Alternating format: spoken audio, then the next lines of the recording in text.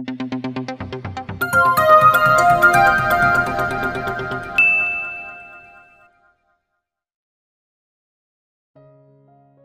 nakauwi na ang lahat ng bisita sa kasal ni Trisha at Marcus.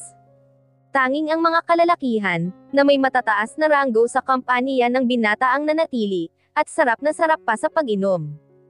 Kasalukuyan pa rin tumutugtog ang live band na kinuha nila. Habang may mga babaeng nagsasayaw sa stage, na halos hubad na. Courtesy of Timothy lang naman. Naiinis na tuluyan isinara ni Trisha ang kurtina ng sarili niyang suite. Matapos niyang silipin mula sa labas ang mga natitirang bisita nila. Mag-11 na ng gabi, tuluyang napahikab si Trisha. Kanina pa niya kasi nilalabanan ang antok, ewan ba niya, kanina pa siya naghihintay sa pag-akyat ng asawa. Ngunit mas pinipili pa nitong mag-inom sa ibaba. Ano ka ba Trisha, parang atat ka naman sa lagay na iyan. So ata ng dalaga, agad na siyang nahiga sa kama, nanatili lamang siyang nakatitig sa itos ng kisame niya, ng mga sandaling iyon. Bigla siyang nagulat, nang biglang bumukas ang pinto, kita niya ang balto ni Marcus. Agad na itong dumiretso ng banyo. Sa pagkakataon na iyon, ay tuluyan nagising ang diwa ni Trisha. Bigla siyang kinabahan, tuluyan niyang ipinikit ang mga mata. Kakatwa lang ngayon nakahiga na siya, hindi na niya maramdaman ang pagkahapo, at antok. Tila pa nga buhay na buhay pa ang dugo niya, at parang may inaabangan ito ng mga oras na iyon. Pilit na nakiramdam sa paligid si Trisha, time siyang nagmamatsyag. Lalong natensyon si Trisha, nang marinig niya ang pagbukas, at pagsara ng pinto sa may banyo. Kasunod niyon ang mahihinang yabag ni Marcus. Lalong bumilis ang pagtibok ng puso ni Trisha, na tila mababasag na ang dibdib niya, sa sobrang kaba na nadarama. Mariin lamang ipinikit ng dalaga ang mga mata ng lumundo, at maamoy niya ang preskong amoy ng asawa. Napalunok ito, nakabaluktot ang dalaga, sa makapal na kumot na tumatakip sa katawan niya. Alam kong gising ka pa honey, kaya huwag kang magtulog-tulugan. Pambubuking ni Marcus sa asawa. Unti-unti naman iminulat ni Trisha ang mga mata. Ano bang sinasabi mo? Nandito ka na pala, wika ni Trisha na nagkukunwaring naghihikab pa. Kunway nagising lamang siya. Agad naman tumaas ang sulok ng lobby ni Marcus, worry lalong naaliw sa ikinilos ng asawa. Lalong umusog ang binata, habang si Trisha naman, ay panay ang paglayo. Hanggang sa tuluyan ng wala ng mausugan na bakante ito. Gotcha. Ano ba wifey, lalo mo naman akong pinapanabik. Anas ni Marcus. Agad nitong itinukod, ang magkabilang braso. Upang hindi na ito makawala pa. Pwede ba, huwag ka naman ganyan. Nailang, at labos na ang pagkabog ng malakas ang puso ni Trisha.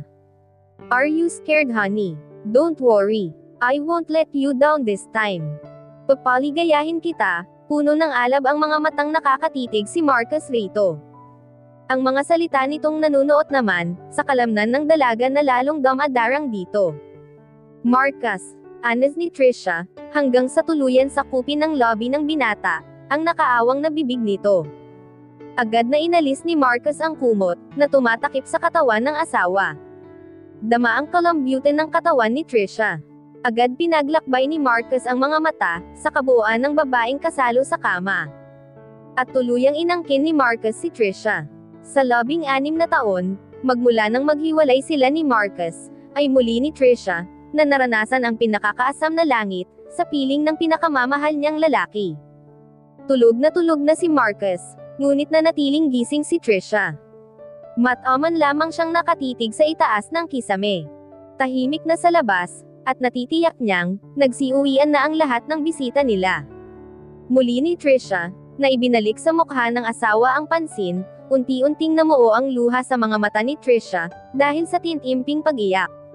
Sa totoo lang, masayang-masaya ang pakiramdam niya. Hindi niya akalain, na muli niyang mararanas ang sumaya. Ang totoo niyan, kahit na kailan, ay hindi siya nakatagpo ng kasiyahan sa mga lalaking nakakatagpo, at nakakadate niya. Tila ba may hinahanap ang puso niya, na tanging kay Marcus niya lamang natagpuan. Ngunit paano, kung ang pagbibigay niyang muli sa sarili rito'y, mas grabing sakit ang ay dudulot niyon sa kanya. Sana totoo na lang ang lahat ng ito, dahil hindi ko na alam, kung mawawala ka pa. Nalulungkot na sabi ni Trisha. Lalo siyang nagsumiksik sa tagiliran bahagi ng katawan ni Marcus. Agad ang pagpalibot ng mga braso nito sa kanya. Mahigpit na siyang yakap nito pagkatapos. Muli ni Trisha na naalala ang mga panahon kung kailan tutuusin ang edad niya'y napakabata pa. 14 pa lamang siya noon, nasa kasarapan ang edad, kung saan tanging pag-aaral at pag-e-enjoy sa pagiging dalagita ang pinagkakaabalahan niya. Ngunit nabahiran ang inosenteng pananaw sa buhay ni Trisha, nang makilala niya si Marcus. Madaling nahulog ang loob niya rito, akala niya makakatulong ito sa problemang kinakaharap ng pamilya nila. Ngunit malaking pagkakamali na siya ang lumapit dito. Dahil ang totoo, ay ito ang may pakana sa mga trahedyang dumating sa buhay nilang mag-anak. Ang simpleng buhay na meron siya dati, ay nabahiran ng komplikasyon. Sa edad na 14, napapayag siya ni Marcus na makipag-live-in nito, kabayaran ng ginawa ni Trixie rito. Ang inaakala niyang maamong mukha ng binata, ay kabaliktaran ng inaakala niya, dahil nagtatago ang mapaghiganteng katuhan nito. Matigas, at walang awang lalaki. Hindi akalain ni Trisha, na napilit siya nitong gumamit, ng ipinagbabawal na gamot. Ito din ang dahilan, kung bakit laging mainit ang ulo nito, at nagiging dahilan upang pagbuhatan siya ng kamay sa tuwina. Tiniis ni Trisha ang lahat, upang manatili sa kanya ito, minahal niya ng buo at walang labis si Marcus. Nagpaubaya siya, nagpakababa, ngunit sadyang sa puntong iyon, ito na mismo ang pumutol sa ugnayan na mayroon sila. Marahang hinahawakan ni Marcus, ang ilang hibla ng buhok ni Trisha, na humahaplos sa pisngi nito. Habang tumatagal, ay lalong gumaganda ito sa kanyang paningin. Masaya ka ba, honey? Tanong ni Marcus rito. Nanatili naman itong nakatingin sa kanya, tila kumislap pa nga ang mga mata nitong, nakatunghay sa kanya ng mga sandaling iyon. Kasalukuyan siyang nakaunan sa kandanggan nito. Oo naman, honey, mahal na mahal kita. Malambing na anes ni Trisha, na nagpalukso ng tibok ng puso ni Marcus. Maluwang siyang napangiti, agad na siyang tumayo. Nakatingin lang si Trisha rito, worry nagtataka, sa kakaibang ika ni kilos niya. Pinanood lamang ni Trisha ang pagsamsam ni Marcus sa mga kasuotan nitong nagkalat sa lapag. Katatapos lamang nila, sa isang mainit na pagniniig. Pakiramdam niya may mali, magkagayunman, ay hindi ni Trisha pinagsisisihan, na ibinigay niya ang pagkabirhen kay Marcus. Hanggang sa tuluyan siyang tapunan ng tingin ng lalaki. Wala na ang dating nanunuot na titig nito, na laging nagpapanginig ng mga tuhod niya sa tuwina, ngayon ay kababakasan na ng kalamigan. Ganoon ba? Hindi ba't sabi ko naman sa iyo, mag-enjoy ka sa company ko? Pero, ngayon pa lang, pinuputol ko na ang lahat ng meron sa atin. Buhat sa sinabi nito, ay tuluyang namasa ang magkabila ni Trisha na mata, sa napipintong pagluha. Nakagat niya ang ibabang lobby, sa mga oras na iyon, ay hindi niya mapaniwalaan, ang mga katagang nanulas sa bibig ng lalaking pinakamamahal niya. Ano bang nagawa ko? Marcus, mahal naman kita, at nararamdaman kong mahal mo rin ako. Matatag na hayag ni Trisha. Panigurado siya, sa mga katagang binigkas. Dahil taliwas sa ikanikilos ni Marcus, ang mga pinagsasabi nito patungkol sa kanya ngayon. Patuloy pa rin kasi itong binubulag, ng sariling galit, dahil sa nangyari rito noon. Alam ko, nararamdaman ko Marcus, na mahal mo ako. Patuloy ni Trisha. Bigla siyang napapikit, matapos niyang mapasigaw, nang makita niyang padaskol na ibinalibag ni Marcus, ang lamesa na nasa may gilid. Kitang-kita ni Trisha ang puot sa mukha nito, ang pagkayam ng mga kamao nito. Na tila anumang oras, ay sasalakayin siya nito sa kinaroroonan niya. Mahigpit niyang hinawakan ang makapal na tela, na tanging tumatakip sa kahabdan niya. Manahimik ka na lamang, Trisha. Ayusin mong sarili mo. Sana sa pagbalik ko, ay hindi na kita maratnan sa pamamahay ko. Isama mo na rin ang lahat ng basurang dinala mo. Bulyo nito. Ano bang pinagsasabi mo, Marcus? Hindi ba't nangako tayo sa isa't isa? Di ba? Hindi natitigitig na habol ni Trisha. Mabilis siyang yamakap dito, nang tuluyan itong tumalikod sa kanya. Leave, Trisha. Bago pa man kita kaladkarin palabas sa bahay ko, malamig nitong sabi. Wala nang nagawa si Trisha, matapos na alisin ng binata, ang mga braso niyang nakakapit sa matipunong katawan nito. At doon natapos ang alaala ng kahapon. Masayang iginala ni Trisha ang pansin sa bagong bahay na nilapitan nila ng asawa. Kasalukuyan itong nagbaba ng mga baggage nila sa kotse nito sa garahe. 5 araw din sila sa Paris, kung saan itinuloy nila roon ang kanilang honeymoon. Again, another surprise na naman sa binata. Kaya upang tuluyang mawala ang lahat ng alinlangan ng dalaga rito. Ngayon si Trisha nakakasiguro na mahal talaga siya nito, at seryoso sa pagpapakasal sa kanya. Sa wakas tuluyan natupad ang pangarap ni Trisha na makapunta sa Eiffel Tower, kung saan isa sa mga pinakaromantikong lugar sa Paris. Hanggang ngayon ay kinikilig pa rin si Trisha sa kadahilanan na nakasama niya sa pagpunta roon si Marcus. Sa nakalipas na araw, ay ipinasyal pa siya ng asawa sa iba't ibang magagandang pasyalan na naroon. The Palace of Versailles, malayo-layo mula sa Paris, dahil sa may France pa iyon matatagpuan, isa sa pinakasikat na museum, at ilan sa mga historical sites, ang matatagpuan roon.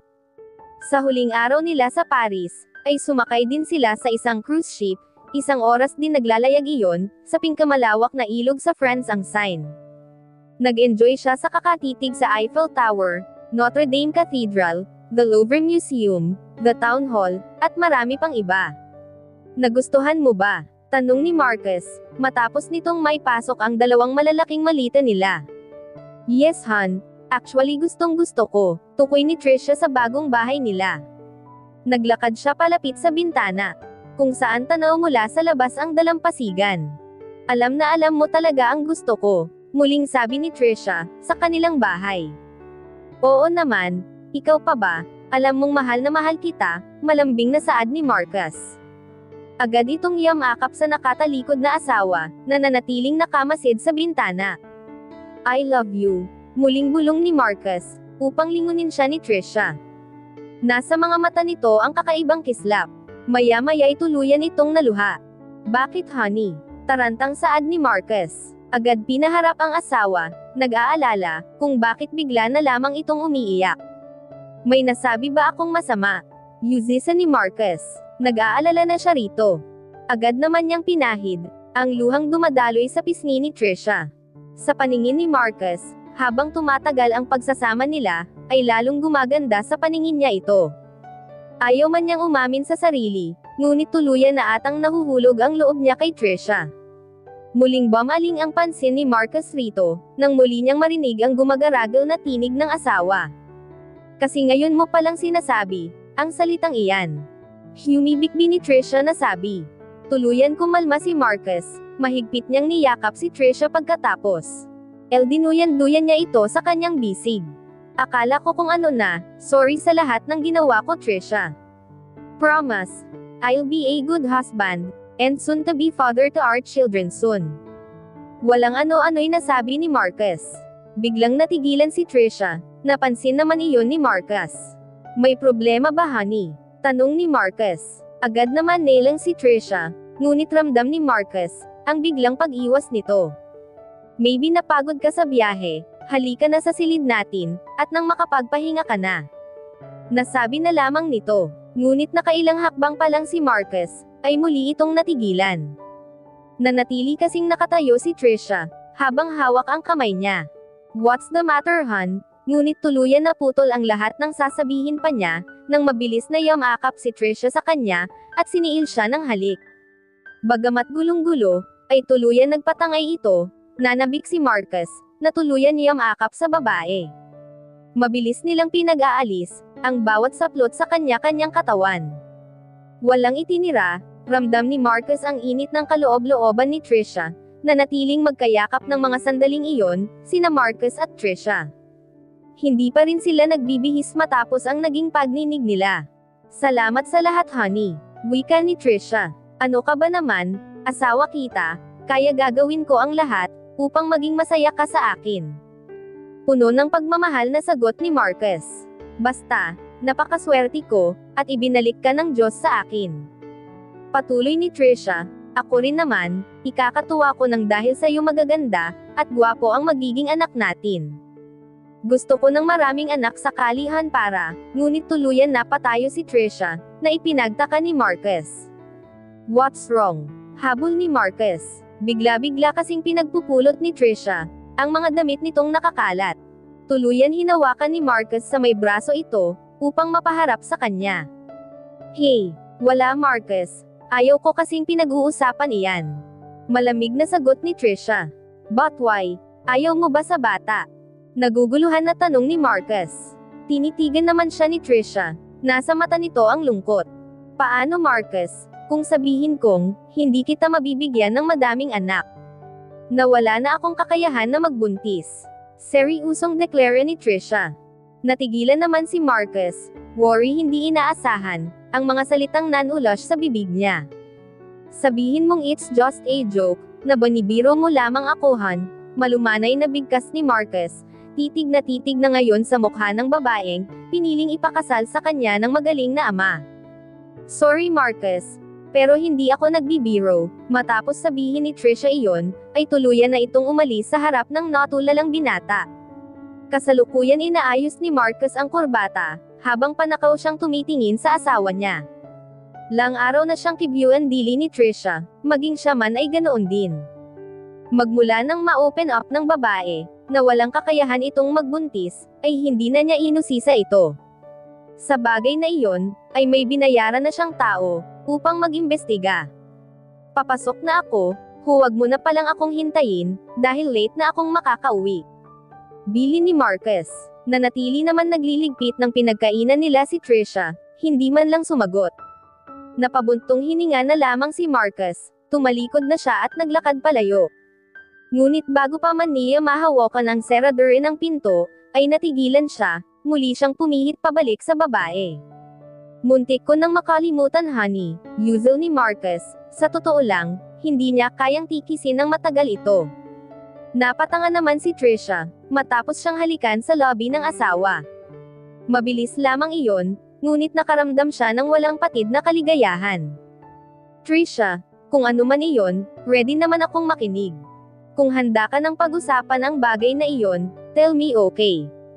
Patuloy ni Marcus. Sa mga sandaling iyon, ay tuluyan na patid ang pader na nakapagitan sa mag-asawa. Masuyo lang na hinahaplos ni Marcus, ang likuran ni Trisha. O siya aalis na ako han, mag-order ka na lang mamaya ng makakain mo. Bilin pa ni Marcus, kinintalan pa ng masuyong halik sa bumbunan si Trisha. Bago tuluyan naglakad, at lumabas ng kanilang tahanan. Magaan naman ang pakiramdam ni Trisha. Nagpapasalamat siya, dahil naiintindihan siya ng asawa, sana nga balang araw, ay may kakayahan siyang mapag-usapan ang bagay na iyon. Kung saan naging dahilan, nang hindi niya na matutupad ang pangarap ng asawa. Ang magkaroon ng madaming supling. Tuluyang inalis ni Marcus, ang salamin sa mata na suot niya ng mga sandaling iyon. Hindi niya alam ang mararamdaman sa nalaman. Nanatin naman siyang tahimik, sa mga sumunod na sandali. Nag-alis muna ng bar sa lalamunan si Marcus, naka-full air conditioner ang private office niya, ngunit pinagpawisan siya ng mga sandaling iyon. Are you sure about this Kuwangko? Hindi pa rin makapaniwala na tanong ni Marcus, sa taong umimbestiga sa case ng asawa niya. Mahigit isang linggo rin, bago nakapagbigay ito ng result, at sa mga nakalipas na araw, ay halos kainin si Marcus ng kaba. Yes sir, ayon sa nakausap ko, ay nagkaroon ng karamdaman ang asawa niyo. She got a endometriotic cyst, 10 years ago. Kinailangan na tanggalin ang ovaries niya, para hindi na kumalat ang mga bukol. Para maiwasang bumalik man, sakali ang mga tumubong tumor. Paliwanag nito, napalunok naman ng laway si Marcus, naihilamos ang dalawang palad. Hindi niya napaghandaan ang mga nalaman ngayon lang, para sa kanya ay isang napakasamang biro lamang sa kanya iyon, ng asawa na hindi niya ininda. Hindi niya akalain na totoo iyon, lalong ikinasama ng loob ni Marcus, na kung bakit hindi niya nalaman agad. Sir aalis na ako, palam ni Kuwangko. Tumangon na lamang si Marcus, maski ang magsalita ay hindi niya magawa. Masamang-masama ang loob niya, pakiramdam ni Marcus, para siyang pinagkaaitan ng buong mundo. Gustong-gusto niyang magkaroon ng malaking pamilya, ngunit nang dahil kay Trisha, ay hindi na matutupad iyon. Unti-unting nagsipagbagsakan ang mga luha sa mata niya. Sa sitwasyon niyang iyon, nadatnan siya ni MS Clever, ang sexy niyang secretary. Halos umindayog ang balakang nito, sa ginawang paglapit nito sa kanya. "What happened, Sir Illustre?" Takang tanong ni Felicity, worry takang taka ito sa kanya. At dahil sa wala siya sa mood, at blonde ka lamang siyang tinitigan ni Marcus. "Pwede ba MS Clever? I don't have the mood to explain." "Kaya pwede, ibaba mo na lamang iyang mga papeles sa ibabaw ng lamesa ko. Then you can leave me peacefully, understood?" Malamig niyang utos. Tuluyang pinaikot paarap sa may bintana ni Marcus ang swivel chair. Hindi na niya napansin ang ginawang pagdampot at pagbasa ni Felicity sa papel na ibinigay ng investigador sa kanya tungkol sa case ni Trisha. Isang matagumpay at mapanuksong ngiti ang palm unit sa lobby ng secretary niya sa direksyon niya. Mataman na pala itong bumubuo ng plano kung paano niya ito maakit. Sa mga susunod na araw, nakakatiyak si Felicity na kusang matutokso sa kanya ang boss. "Kawawa ka naman, Sir Marcus. Nasa iyo na nga ang lahat, ngunit kahit na kailan, ay never kang magkakaanak. Don't worry, ibibigay ko iyon sa iyo, basta maging akin ka lang." Nakangising sabi ni Felicity sa sarili. Tuluyang ibinaba ni Trisha ang hawak na plato at ilang slice ng sandwich sa lamesa. "Mabuti naman, at nakapamasyal ka ngayon, kambal," masayang wika ni Trisha. "Of course, ako pa ba may pinuntahan kasi si Peter, kaya nagkaoras akong pumasyal dito sa inyo," sagot ng kakambal. Inilibot nito ang pansin sa kabahayan. Hindi na ito nagulat, na maayos, at malinis ang tinitirhan ng kakambal. Sa kanilang dalawa, ay ito ang mas hiyang sa pagmamanage. Nagagawa nitong palaguin ang isang bagay, matyaga kasi ito, at matiisin. "Nice place, sis. Mabuti, at nakakaya mong pagsabayin ang negosyo mo sa Tagaytay, at sa pag-uwi-uwi rito." Tukoy ni Trixie sa Northshan Pamoso Resort. Dahil 3 oras din ang ibinabiyahe nito. Kapag matraffic, ay umaabot naman ng 5 oras. Kaya mas pinili na lamang ni Trisha, na magsakripisyo. Minsan kasi bumabiyahe siya ng madaling araw, kapag may mahahalagang bagay, o okasyon na kinakailangan ang presensya niya. "Oo naman, Trixie, kailangan eh. Gusto ko naman kahit may asawa na ako, may sarili pa rin akong kinikita." Saka supportive naman si Marcus, nasabi ni Trisha. "Sa bagay, speaking of your husband, wala yata siya. Malalate nang uwi iyon, may dinner meeting sa prospective client niya, sa bagong project para sa Paris." Tuluyang uminom ng fresh mango juice si Trisha, matapos sagutin ang kakambal. Agad-agad na nagwo-work na si Marcus. "My God, Trisha, nakita mo naman noong bagong kasal kami ni Peter, halos ayaw umalis ng bahay natin iyon. Mahigit 1 buwan siyang live sa hospital.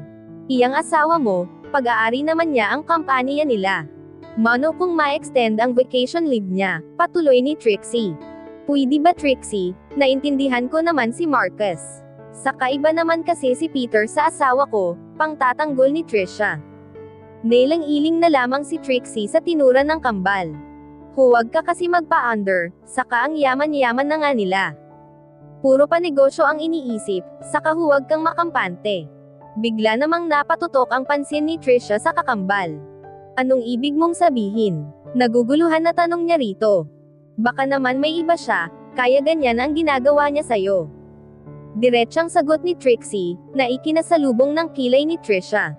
Hindi naman magagawa ni Marcus iyon, hindi naniniwalang sagot ni Trisha sa kakambal.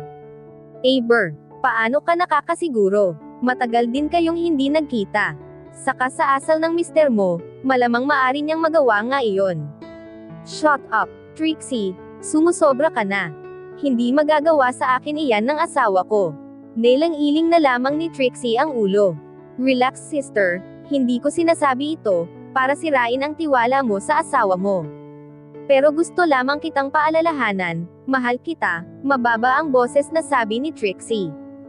"Alam ko naman, sorry sa pagsigaw ko," paumanhin ni Trisha, na bahagyang yumuko.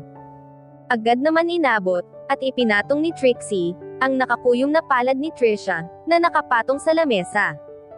"Okay lang sis, ayaw ko lang naman kasi, na kinakawawa ka. Saka nasabi mo rin sa tawag noong isang araw, na sinabi mo na sa kanya ang katotohanan. Puno ng simpatiyang tugon ni Trixie. Dahil sa pagkakabanggit ng kambal sa iniwasan niyang paksa, ay tila punyal iyon na sumasaksak sa kanya. Hanggang ngayon kasi, ay hindi pa rin ni Trisha matanggap, na hindi na siya mabubuntis. Muli niyang tinitigan ang kakambal, dahil sa kasunod nitong sinabi. Sana naman, sinabi mo rin sa magaling mong asawa, kung anong dahilan, at bakit nagkasakit ka noon. Akala mo ba wala akong alam Trisha, nang dahil sa ginawa niyang pang-abuso sa'yo, at pagpapatake ng mga droga. Dagdag mo pa ang stress, na idinulot ng karanasan mo sa kanya, noong 14 pa lamang tayo. Ewan ko ba, at kung ano ang ipinakain sa iyo ng lalaking iyan, at kung bakit binalik-balikan mo pa. Mahabang lintanya ni Trixie. Hindi na sumagot si Trisha, dahil totoo naman ang mga sinabi ng kaharap. Maging si Trixie, ay hinayaan na lamang ang pananahimik ng kakambal. Wala na siyang magagawa, kasal na ito kay Marcus. Hinihiling niya lamang sanay, maging maligaya ang kakambal, at makontento ang asawa nito kahit may pagkukulang si Trisha. At dito na po nagtatapos, ang ika-4 na kabanata ng ating kwento, at sanay muli niyo po akong samahan, sa mga susunod pang kabanata.